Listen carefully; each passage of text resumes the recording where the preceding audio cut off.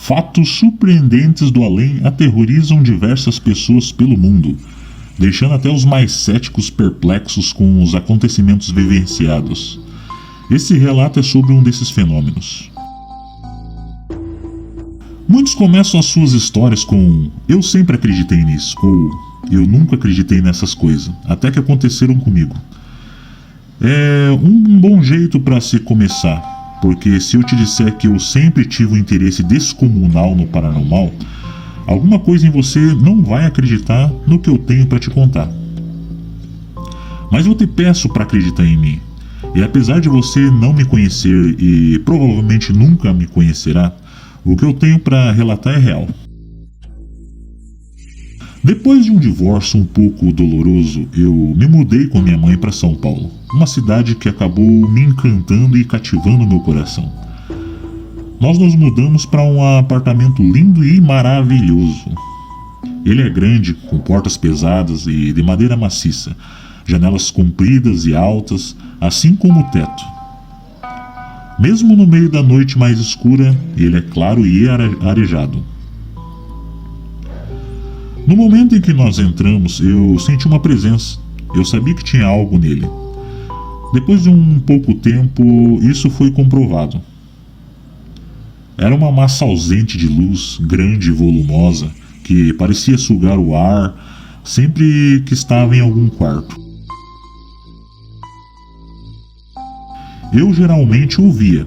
Eu não sei porquê, mas eu sempre senti que era uma presença masculina, onde parecia ser o lugar favorito dele, ao pé da minha cama. Mas depois de um tempo e alguns sustos, eu me acostumei com ele. Ele parecia só querer me olhar. Mas quando os meus novos amigos começaram a me visitar, coisas começaram a acontecer. "Lu, por que você me acordou no meio da noite?" "Eu não te acordei, eu dormi a noite inteira." Isso foi o que a Paula, uma amiga minha, me perguntou em um dia que ela dormiu aqui. Ela falou que eu acordei ela no meio de um sonho um pouco violento e falei que estava tudo bem, mas eu passei a noite inteira dormindo no meu quarto, enquanto ela ficou dormindo no quarto extra que a gente tem para visitas. E eu não sou sonâmbula. O Gabriel e a Laura, que são outros 2 amigos da faculdade, eles são namorados, tá? Uma noite acordaram gritando. Os 2 estavam dormindo na sala depois que a gente tinha voltado de uma festa. Eles estavam tendo o mesmo sonho sobre a morte, sendo que quando acordaram eles sentiram como se tivesse alguém olhando para eles do armário da sala. E que esse alguém estava jogando essas imagens violentas na cabeça deles. Quando eu fui ver se eles estavam bem, eles estavam tremendo e brancos de medo. Eles não podiam acreditar que tinham tido o mesmo sonho. Eu já sonhei várias vezes que eu estava flutuando pelos espelhos do apartamento e voava para trás de quem estava se olhando neles e cortava a garganta deles. Foi horrível e lembrar desse sonho ainda me assusta até hoje. Mas o que me assusta mais mesmo é a minha outra eu, a minha gêmea, a minha cópia. Como eu disse, a Paula falou que ela acordou para dizer que estava tudo bem. Uma outra vez, o Michel, um outro bom amigo meu, estava tagarelando no meu quarto. Eu saí da cozinha e fui perguntar com quem ele estava falando tanto. Ele olhou assustado para mim, falando que estava falando comigo, que eu tinha entrado no quarto falando com ele e entrado no banheiro. Claro que o banheiro estava vazio, não tinha ninguém lá. A Isis, uma outra amiga, também passou pela exata mesma coisa.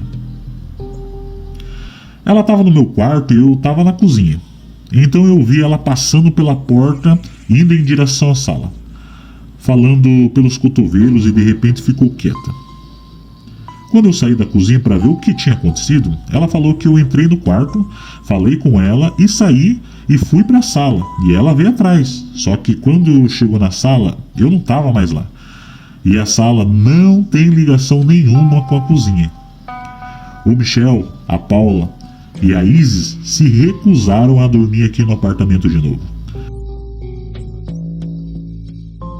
Todos os três viram a minha cópia e também tiveram o sonho onde eu estou dentro do armário, gritando para eles que alguma coisa estava me atacando, para depois serem acordados pela minha cópia, falando que estava tudo bem. A minha resposta para tudo isso?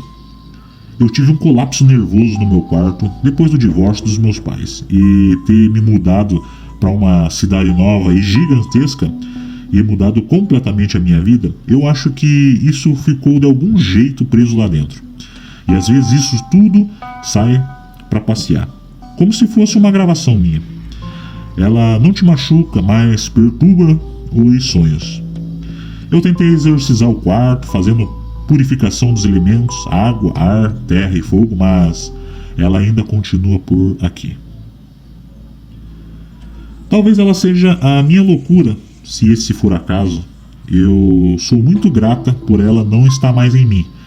Talvez o homem que às vezes fica no pé da minha cama, amassa com a ausência de luz, pegou a minha forma de todo o medo e dor que eu passei quando me mudei para cá. De qualquer modo, a minha cópia aterroriza os meus amigos. O Michel entrou em choque depois que ele passou pelo que passou. E talvez eu tenha uma personalidade mais forte do que eu pensei.